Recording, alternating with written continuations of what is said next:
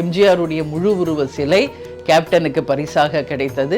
தேசிய முற்போக்கு திராவிட கழகத்தின் ஆஃபீஸில் நீங்கள் பார்த்தீங்கன்னா எம்ஜிஆர் சிலையை தவிர வேறு யார் சிலையும் இருக்காது. கேப்டன் மறைவுக்கு பிறகு கேப்டன் சிலையை இப்போ தான் நம்ம நிறுவி இருக்கோம். புரட்சி தலைவர் எம்ஜிஆருடைய சிலை தேசிய முற்போக்கு திராவிட கழகத்தின் அலுவலகத்தில் இன்னைக்கு இருக்கு. கேப்டனுக்கும் எம்ஜிஆருக்குமான அந்த பாச பிணைப்பு, எந்த அளவு கேப்டன் எம்ஜிஆரை தன்னுடைய குருநாதராக ஏற்றுக்கொண்டார் அப்படின்றதற்கான ஒரே இலக்கணம் தேசிய முற்போக்கு திராவிட கழகத்தினுடைய அலுவலகத்திலே புரட்சி தலைவர் எம்ஜிஆருடைய முழு உருவ சிலையும் கேப்டன் அவர்களுடைய முழு உருவ சிலையும் இன்றைக்கு தேமுதிக அலுவலகத்தில் இருக்கிறது என்பதை நான் பெருமையோடு இந்த நேரத்தில் பதிய வைக்கிறேன். ஸோ இது மாதிரி நீங்கள் பார்த்தீங்கன்னா கேப்டனுக்கும் எம்ஜிஆருக்குமான அந்த மிகப்பெரிய ஒரு அன்பு பாலம் மதுரையில் அவர் படித்த காலத்திலிருந்தே உருவான ஒரு விஷயம். எம்ஜிஆர் பாடல்கள் தான். இப்போ எங்கள் வீட்டில் இருக்கிற யார்கிட்ட அசிஸ்டன்ஸ் கிட்ட கேளுங்க, அவங்களே சொல்லுவாங்க. காரில் ஏறினா தன் பாடல் கூட கேட்க மாட்டார், எம்ஜிஆர் பாட்டு மட்டும்தான் கேட்பார். காரில் ஏறி உட்கார்ந்த உடனே எம்ஜிஆர் சாங்ஸ் தான் எப்பயுமே கேப்டன் கேட்பார். அதே மாதிரி டிவியில் என்னென்னவோ படங்கள், இப்போ கொஞ்சம் உடல் நலிவுற்ற பிறகு அவர் பார்க்கின்ற படங்கள் நீங்கள் பார்த்தீங்கன்னா எம்ஜிஆர் படங்களாக தான் அங்கே இருக்கும், எம்ஜிஆர் பாடல்களாக தான் இருக்கும். முன்னெல்லாம் ஆக்டிவாக பெரிய ஆக்ஷன் ஹீரோவாக இருந்தப்போ நிறைய இங்கிலீஷ் படம் பார்ப்பார், ஆக்ஷன் படங்கள் பார்த்துட்டு இருந்தார். கொஞ்சம் உடல் நலிவுற்ற பிறகு ஓய்வில் இருந்தபோது அவர் விரும்பி பார்த்த படங்கள் பழைய காலத்தில் எம்ஜிஆர் திரைப்படங்கள், எம்ஜிஆர் பாடல்களை தான் விரும்பி கேட்பார். அப்போது ஒரு நிறைய எங்களுடைய நினைவுகள் இருக்குது. எம்ஜிஆர் படங்கள் அவர் பார்க்கும்போது இதை நான் அம்மா கிட்ட நான் சொன்னேன். அந்த அமைச்சர்கள்லாம் நம்ம வீட்டுக்கு வரும்போது அவருடைய நினைவுகளை நான் அமைச்சர்கள்கிட்ட பகிர்ந்துக்கிட்டேன். அப்போ நான் என்ன சொன்னேன்னா, கேப்டனே ஒரு பெரிய நடிகர் தான், ஆனால் சினிமாவில் எம்ஜிஆர் வால் சண்டை போடுவார். அந்த வால் உடைஞ்சிரும், உடனே கண்ணீர் விட்டு அழுகுவார் கேப்டன். அழுவார். எங்களுக்கே ஆச்சரியம், ஏங்க அழுகிறீங்க? நான் போய் கேட்பேன். எங்கள் கூட இருக்கிற குமார், சோமு, எங்கள் வீட்டில் இருக்கிற அசிஸ்டன்ஸ் அவங்களுக்கு தெரியும்.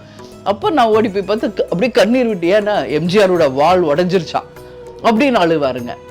எம்ஜிஆருக்கு ஏதாவது ஒன்றுனா திரைப்படத்தில் பார்த்தால் அது நிஜமாகவே நினச்சி அழுவார். அப்போது அந்த அன்பு எம்ஜிஆர் மேலே அவர் எவ்வளோ வச்சிருந்தார் என்பதை டீப்பாக நம்ம வாட்ச் பண்ணால் அது புரியும். அது அந்த மாதிரி எம்ஜிஆரை பார்த்தாலே உணர்ச்சி வசப்படுவார். எம்ஜிஆரோட திரைப்படங்களை பார்த்தால் சந்தோஷப்படுவார். எம்ஜிஆரை ரசிப்பார், கொண்டாடுவார். அவருடைய உடம்புல அந்த இருக்கின்ற அந்த ரத்தம் ஒவ்வொரு செல்லையும் அவருக்கு எம்ஜிஆர் தான் கடைசி வரைக்கும் இருந்தார். அதனால் எம்ஜிஆருக்கும் கேப்டனுக்குமான அந்த உறவு மிகப்பெரிய உறவு. நேரடியாக பேசி பழகலை அப்படின்னாலும் ஆத்மாத்மாக அந்த உறவு நீடித்தது. இப்போ 2 பேருமே விண்ணுலகில் இருக்காங்க. அங்கு தங்களுடைய நட்பை அவங்க 2 பேரும் நிச்சயம் பாராட்டி கொண்டு இருப்பாங்க என்பதில் மாற்று கருத்தே இல்லை. இன்றளவு கேப்டன் எம்ஜிஆர் ஸ்கூலுக்கும் எம்ஜிஆர் ஸ்கூலில் படிக்கின்ற குழந்தைங்களுக்கும் நாங்கள் அவர் செய்த உதவியை இன்னும் எத்தனை ஆண்டு காலமானாலும் தொடர்வோம். நிறைய நினைவுகள் இருக்குது. கொஞ்ச நேரத்தில் மொத்தத்தையும் என்னால் சொல்ல முடியாது. அந்த அளவு அவங்க குடும்பத்திற்கும் எங்கள் குடும்பத்திற்குமான அந்த நட்பு இருக்குது. அப்படி இருந்தப்போ தான் ஜானகி அம்மையார் மறைந்து விட்டார் அப்படின்ற செய்தி கேட்ட அடுத்த நிமிஷம் கேப்டன் ஷூட்டிங் எல்லாத்தையும் கேன்சல் பண்ணிவிட்டு காலையிலே அங்கே போயிட்டார் ராமாவரம் தோட்டத்துக்கு. ஒரு மகனாக இருந்து அங்கேயே உடல் அடக்கம் செய்து இறுதி அஞ்சலி செலுத்தி விட்டு தான் வீட்டுக்கே வந்தார். இது அங்கே எம்ஜிஆர் ஸ்கூலில் இருக்கிற எல்லாருக்கும் தெரியும்.